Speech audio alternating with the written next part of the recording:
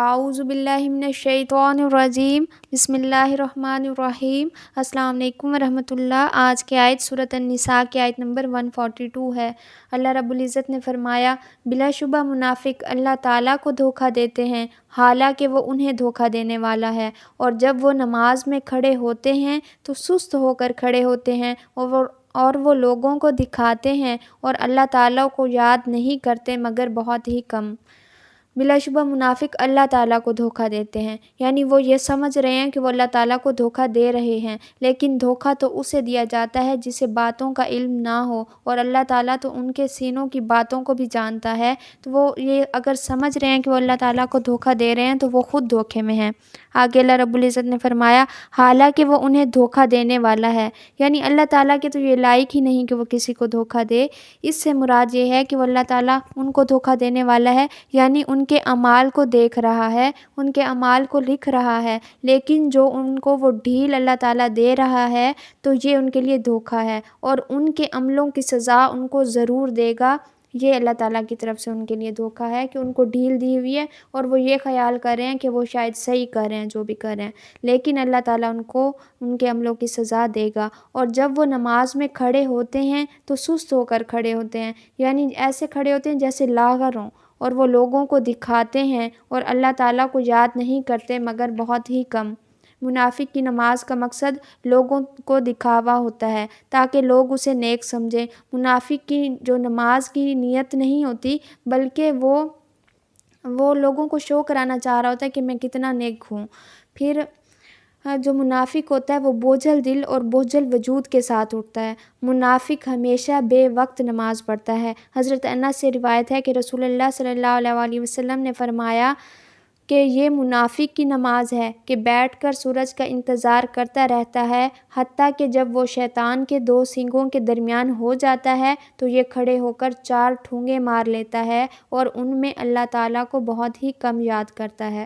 یعنی جو ہم کہتے ہیں نا کہ ابھی اذان ہوئی ہے، ابھی ہی ٹائم ہے، پڑھ لیتے ہیں، تو ایسے نہیں کرنا چاہیے۔ نماز کو اول وقت میں ادا کرنا چاہیے۔ رسول اللہ صلی اللہ علیہ وسلم نے فرمایا کہ یہ منافق کی نماز ہے، اور پھر جب وہ نماز پڑھنا شروع کرتا ہے اور یہاں نماز شروع کی اور یہاں ختم ہو گئی، یعنی پتہ ہی نہیں چلتا کہ اس نے کیا پڑھا، اور اس میں وہ اللہ تعالیٰ کو بہت کم یاد کرتا ہے۔ یعنی اللہ تعالیٰ نے قرآن پاک میں فرمایا کہ نماز قائم کرو میری یاد کے لیے، تو نماز جو ہے پوری کی پوری اللہ تعالیٰ کی یاد کے لیے ادا کرنی چاہیے۔ حضرت ابو ہریرہ سے روایت ہے کہ انہوں نے رسول اللہ صلی اللہ علیہ وسلم سے سنا کہ منافقوں پر فجر اور عشاء کی نماز سے زیادہ اور کوئی نماز بھاری نہیں ہوتی، اور اگر انہیں معلوم ہوتا کہ ان کا ثواب کتنا ہے اور وہ چل نہ سکتے ہوتے تو وہ گھٹنوں کے بل گھسٹ کر آتے، اور میرا تو ارادہ ہو گیا تھا کہ مؤذن سے کہوں کہ وہ تکبیر کہے، پھر میں کسی نماز پڑھانے والے کے لیے کہوں اور یعنی وہ نماز پڑھا دے، اور خود آگ کی چنگاریاں لے کر ان سب کے گھروں کو جلا دوں جو ابھی تک نماز کے لیے نہیں نکلے۔ تو رسول اللہ صلی اللہ علیہ وسلم نے فرمایا کہ جس پر فجر اور عشاء کی نماز بھاری ہے وہ منافق ہے۔ تو اپنی نمازوں کا جائزہ لینا ہے کہ فجر اور عشاء کی نماز کس کو نصیب ہوتی ہے۔ اللہ تعالیٰ ہماری نمازوں کو خوبصورت بنائے اور ہمیں ایسی نمازیں ادا کرنے کی توفیق عطا فرمائے جن کو اللہ تعالیٰ قبول فرما لے۔ اور آج کی جو ہماری حدیث ہے وہ بھی اسی بارے میں ہے کہ رسول اللہ صلی اللہ علیہ وسلم نے فرمایا، 4 خصلتیں ایسی ہیں جس کسی میں پائی جائیں وہ خالص منافق ہے۔ 4 چیزیں ایسی ہیں جس میں پائی جائیں وہ خالص منافق ہے، اور جس میں ان میں سے کوئی ایک خصلت بھی پائی گئی تو وہ نفاق کی ایک خصلت پر ہے، یعنی منافقت کی ایک خصلت اس میں پائی گئی، یہاں تک کہ وہ اس کو چھوڑ دے۔ جب اس کے پاس امانت رکھوائی جائے تو خیانت کرے۔ پہلی چیز، امانت رکھوائی جائے تو خیانت کرے، بات کرے تو جھوٹ بولے، وعدہ کرے تو وعدہ خلافی کرے، اور جب کسی بات میں اختلاف ہو تو جھگڑا کرے۔ تو اپنا جائزہ ضرور لینا ہے کہ ہمارے اندر اس میں سے کوئی ایسی بات، ایسی کوئی خصلت تو موجود نہیں ہے کہ جو ہمیں منافقوں میں شامل کر دے۔ اور منافقوں کے لیے تو اللہ تعالیٰ نے بہت بڑی وعیدیں سنائی ہیں کہ وہ مشرکوں سے بھی نیچے جہنم کے سب سے آخری گڑھے میں ہوں گے۔